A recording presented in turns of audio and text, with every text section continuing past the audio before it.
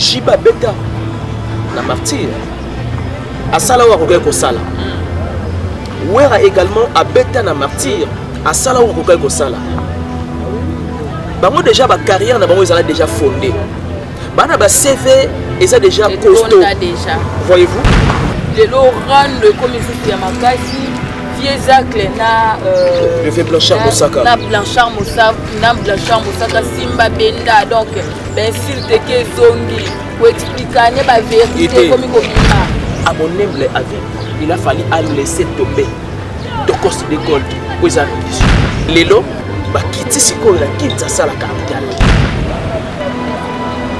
vous voyez 4x4 ba tondisi Falipe sera tondisi moi je pense que ça ne va pas trop créer de polémiques là-dessus. Artiste, à qui on ça va ingrédient pour atteindre à nouveau le disque de marché. Mais oui, la Tokos de Gold. Et tout pour s'abonner massivement à Nyota Officiel TV. Nyota Officiel TV. Nyota Bokoluka, Nakati, Bémission, Bagay, télé-réalité, Nyota Culture Yakobo. Tout s'abonner massivement à Nyota TV.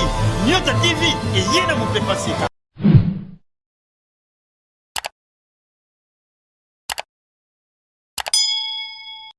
Voilà, bonjour, bonsoir, ça dépend de l'heure que vous nous captez partout dans le monde.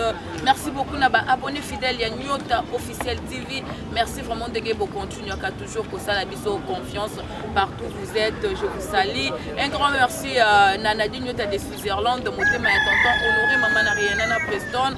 Je dis merci à Jérémy Mavembo derrière caméra, pourquoi pas à Jérémy Maquier, c'est la réalisation. Un grand merci à Hercule Bavois tout depuis London City. Merci beaucoup à Blaise Eludiongo FMI, pourquoi pas à Aristote Maeta. Donc comme on a un plateau boé, c'est que ma solo a solo les ali, tous solo la lelo par rapport à l'actualité où ils ont dominé le monde musical. Donc tout le monde qui retour il y a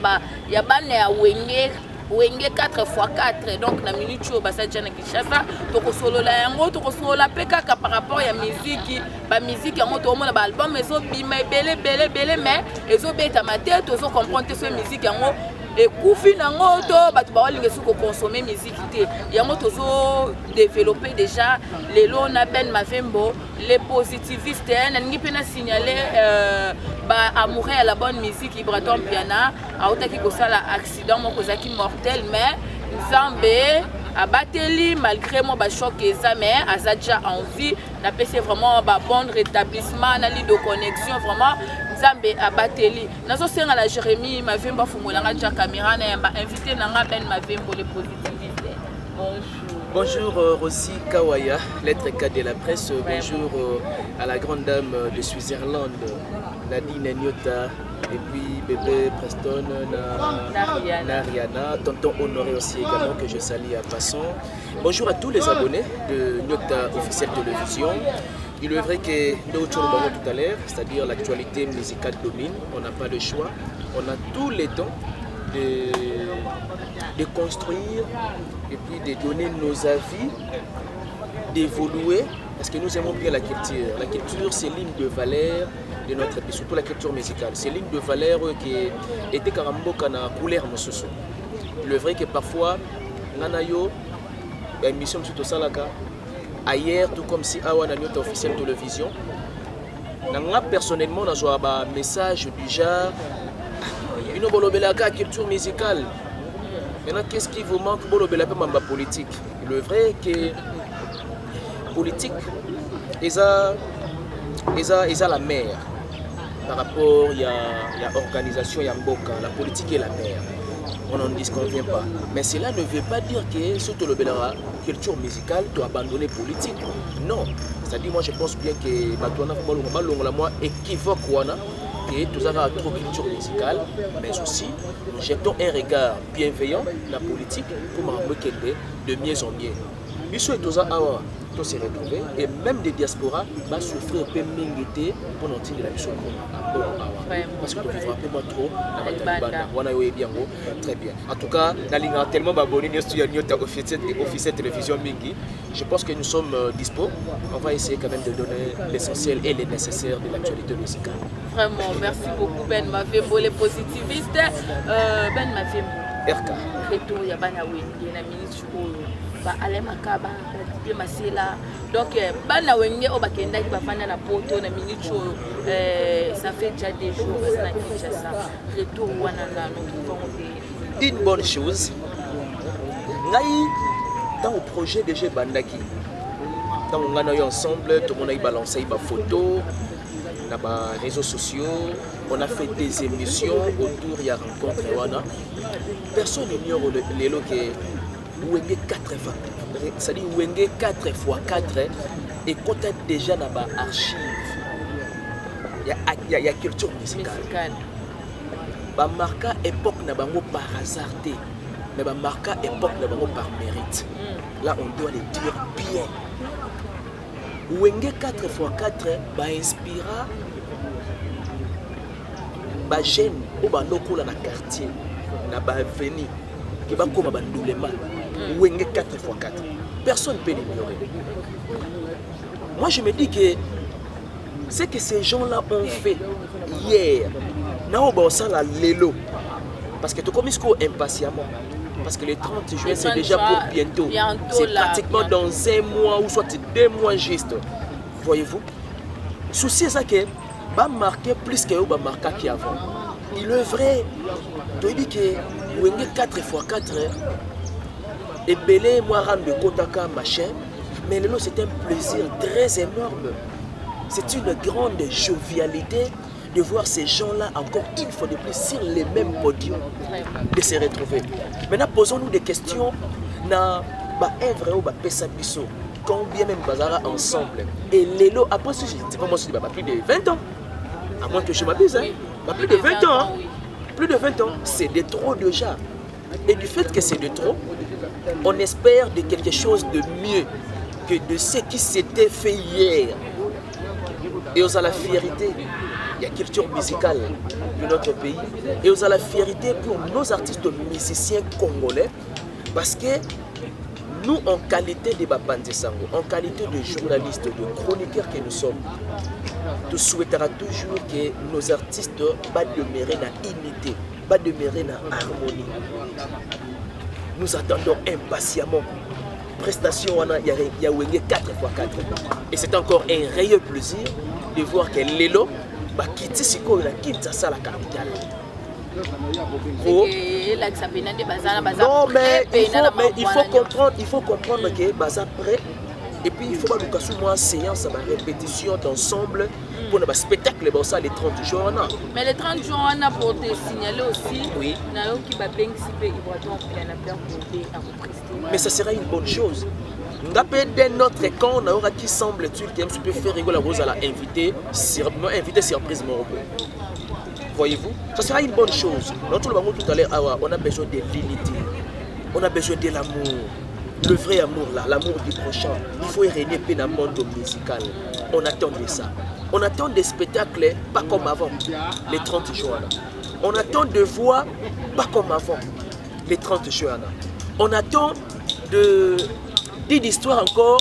Il est vrai, bah comment déjà l'histoire. Mais nous allons tourner maintenant la page pour que ces gens-là écrivent une nouvelle histoire. Dans le livre, il y a vie musicale Nabango. Maintenant, imaginez ce que ça peut donner. Et de mélomane, je me rappelle encore Hervé Luamba depuis Belgique, trop fan de la musique. Comme on a déjà encore une fois de plus qui était déjà baillé avant Boye. Pour nous bête déjà préparation, il y a les 30 juin. À RK, je vous dis que ces jours-là, on doit prendre part. Il faut tout ça là, et ça a vraiment plaisir. Là, dans ce pays, il y a trop. Il y a au moins un projet et qui est déjà au bon train. Je pensais que Enge s'est limité quelque part, mais ça bon. Le fait de dire que Niatika a déjà capital. Ah non. Donc, bien affilé. Match à Kitoko. Match à Kitoko, Fali Poupa, les Kings, Yépé, à Robert à la stade de Paris. Ce qui est arrivé, Wenge 4x4, la salle pleine. Fally Ipupa a sali plein la concerne Estelle de Martyr. Moi ce que tu relevais il Fally Ipupa a baissé 1 contre 100 Non, mais vous savez, le projet de Wenge 4x4, c'est un projet et ça derrière un producteur. Il est vrai aussi que le projet de Fally pour sa prestation est le 29 octobre, et ça peut pour un producteur ou soit ça peut autoproduction. On ne sait pas trop. Plaisir est à l'année. Shiba Beta na Martyr à Sala wa ko sala. Wera également à Beta na Martyr à Sala wa ko sala. Bango déjà ba carrière na bango ils ont déjà fondé. Bana ba CV ils ont déjà costaud. Voyez-vous? Fally après la posa abakisa ligne de valeur na katia CV naï musical. J'applaudis le fait de oser la représenter sur le stade de Martyr. RK, je pense qu'on doit dire des choses au clair. Vous savez, aujourd'hui, la musique congolaise, en plein lobby, en plein alélo, ce n'est pas la même ampleur. Voyez-vous? Mais seulement, il faut tout le temps encourager nos artistes oyoyo. Bah, on a une vision à oser, combien même que la musique congolaise, ils ont vraiment un impact à inventer. Voyez-vous, ça sera une bonne chose de voir Fally seul avec son orchestre, soit avec son groupe d'accompagnement, dans le stade de Martyr le 29 octobre et puis à remplir un peu. Parce que Fally jusque-là, il continue toujours pour enrichir, il toujours pour continuer pour développer ses veines. On attend de cela. Mais quand même, on a sens, il y a polémique déjà.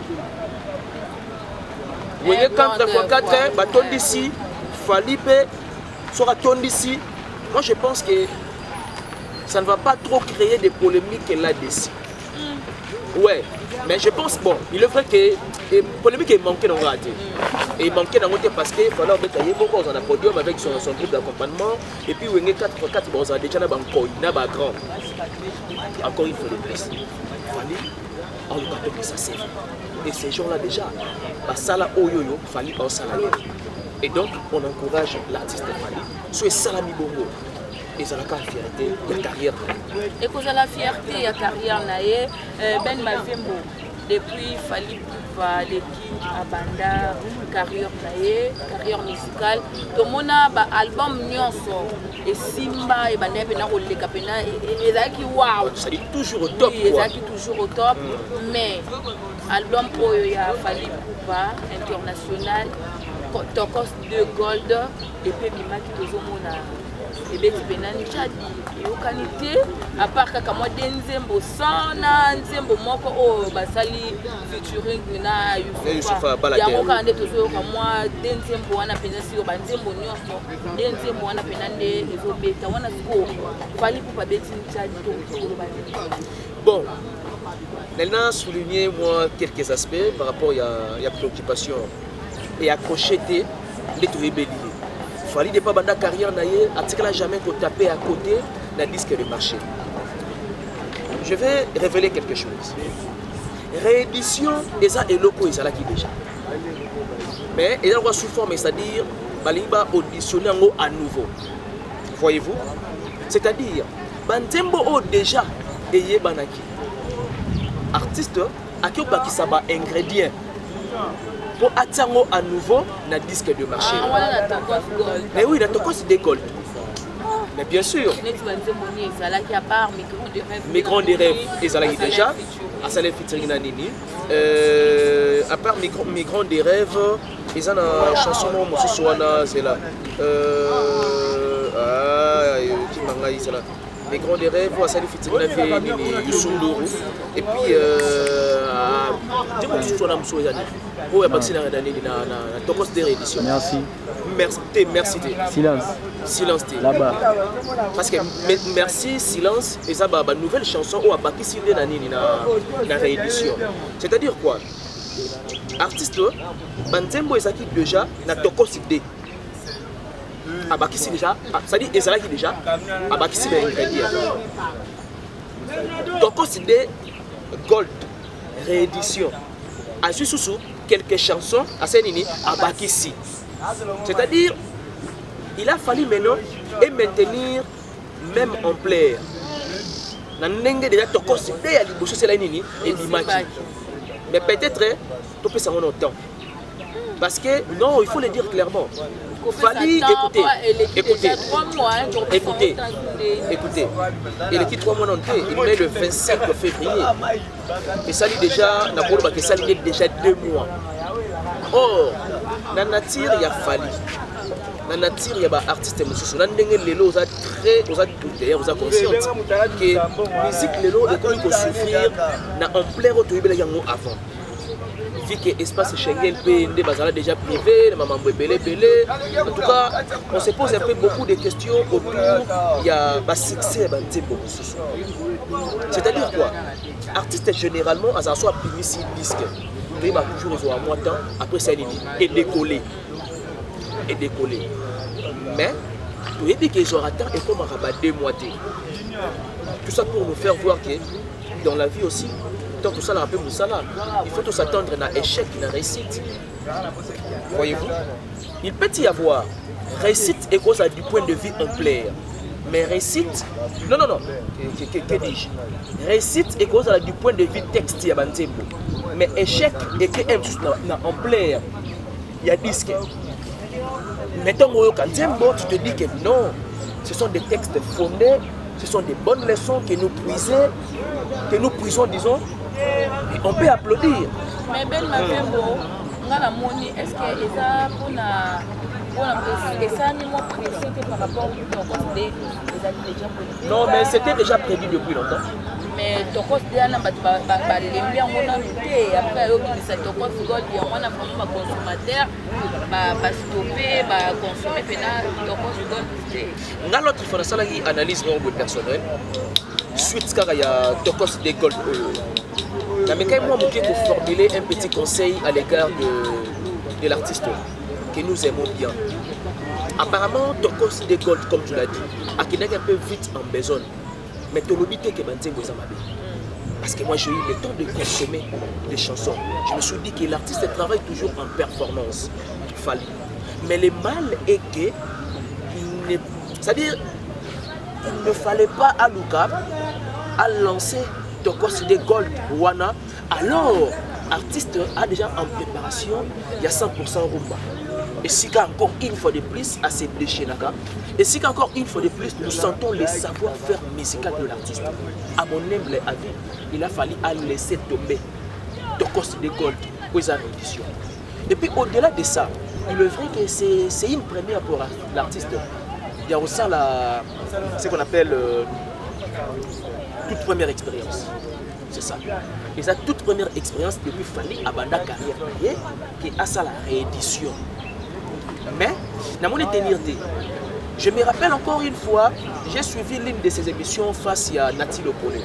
Et que maintenant, il s'est décidé à chaque disque, il faut annoncer la réédition. C'est bien beau de faire ça parce que ça fait partie de la fusion musicale.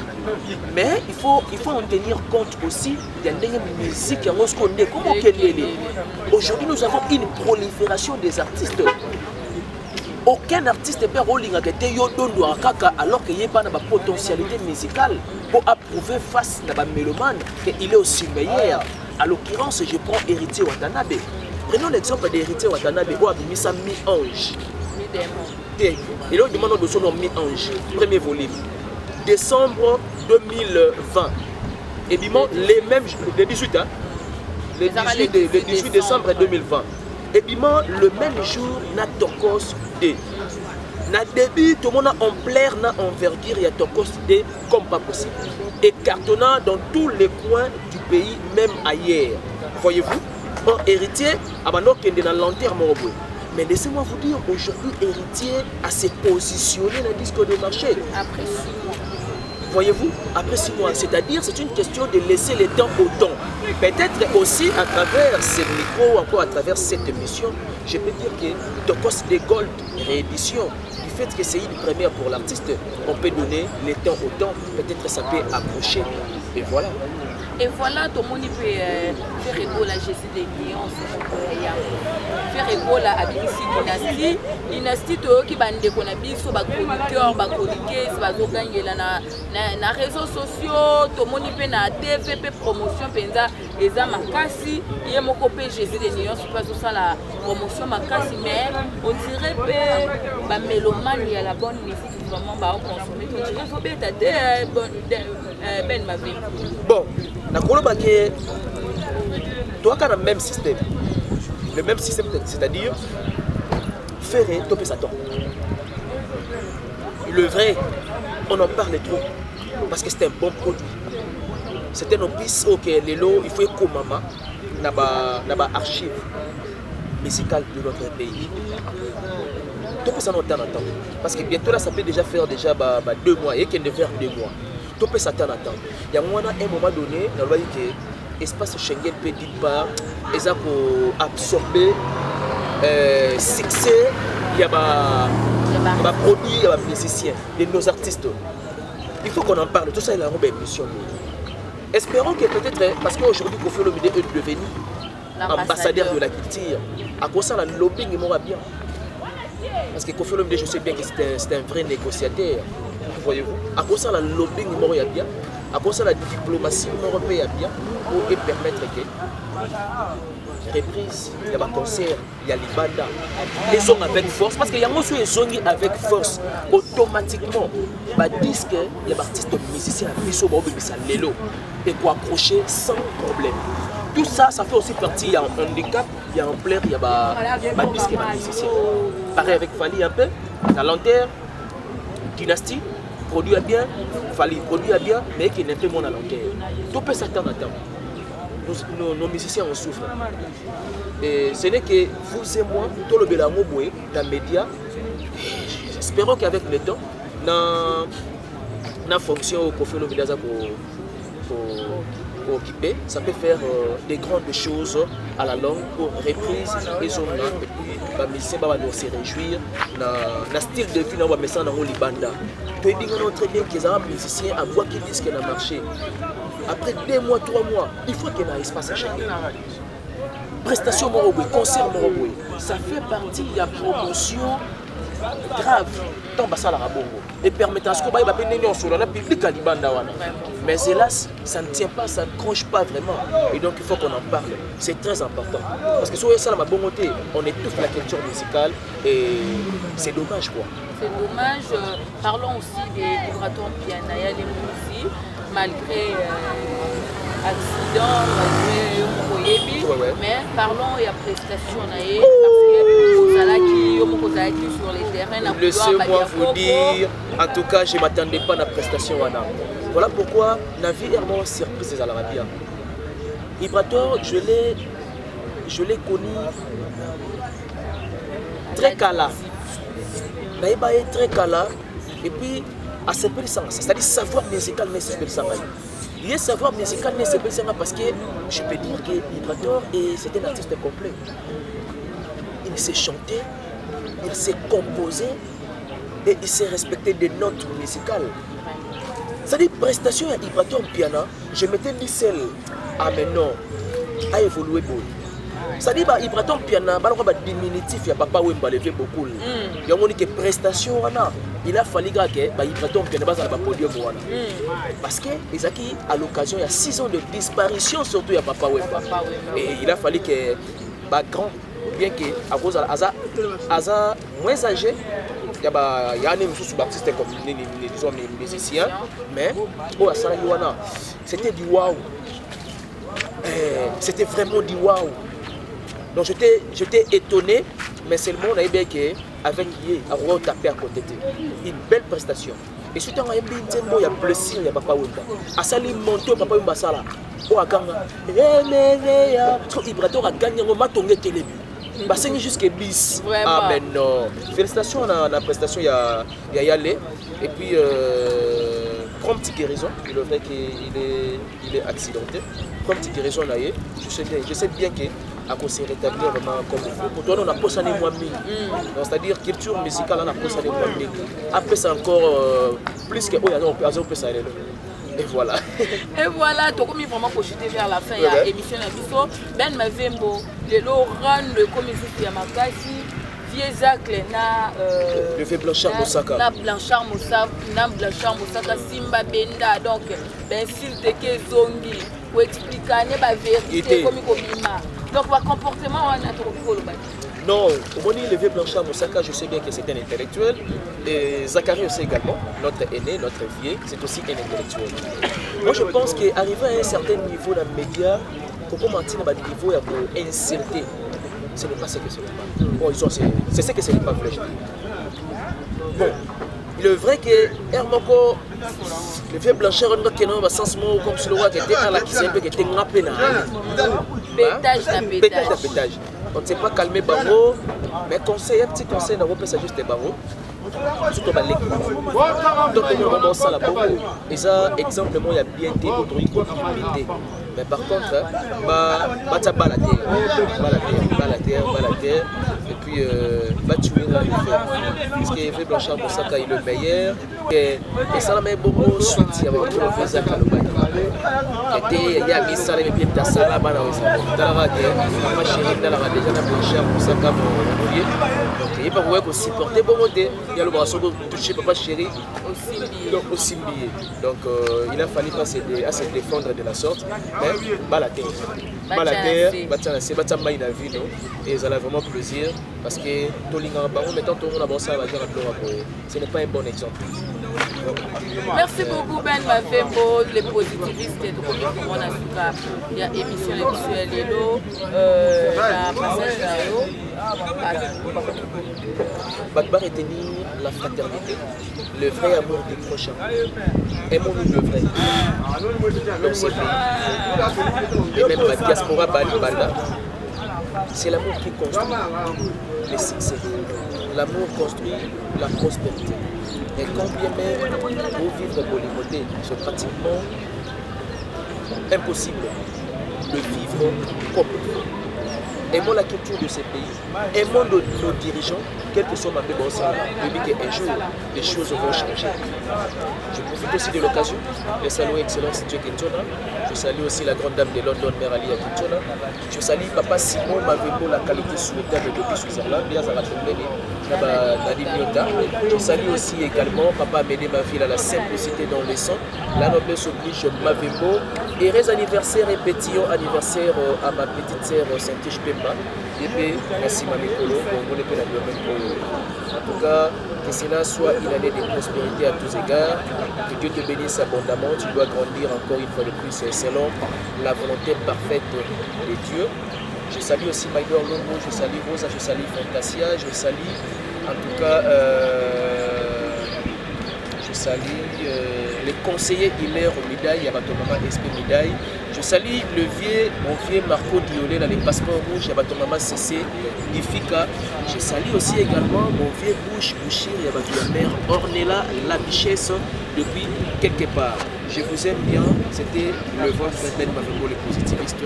Continuons à reconstruire, culture et ça fait du bien. Merci beaucoup Ben Mavembo, les positivistes pour la Tana Yoti, les Kanachètes, les Bissot, un grand merci à Bino Nyos qui vraiment les Bakou pour Landa Bisso. Ceux qui peuvent s'abonner, vraiment, la société dans la Bino, pour s'abonner massivement, pour liker, pour partager. Pourquoi pas commenter, moi remarque un peu de l'ingamo, pour combien on peut dans commentaire et tout ça la Bisso. Vraiment bien, bisous na Bino. Un grand merci à Jérémy Mavembo derrière caméra. Pourquoi pas à Jérémy Mapié, c'est la réalisation. Merci beaucoup à Maître Ridiane depuis Soudaf. Merci. Un grand merci à Didi Yamba Easy Solution depuis quelque part. Merci beaucoup à Migler Jet Privé, Jet Set Mokutu. Je te salue aussi. Un grand merci à Aristote Maeta. Pourquoi pas dur. Merci beaucoup à Samantha Sabibou. Michel Dakumba Kisaka, famille Kawaya Mubana Lela Bino est fort, famille Kumba Kisaka, famille Banguela, Nalinga Rabino tellement il y a trop, pourquoi pas à famille Botou, quand maman est génie à moi depuis Mwanda, je te salue pour s'abonner, pour vous n'allez jamais décider de dans le prochain numéro. Bye bye.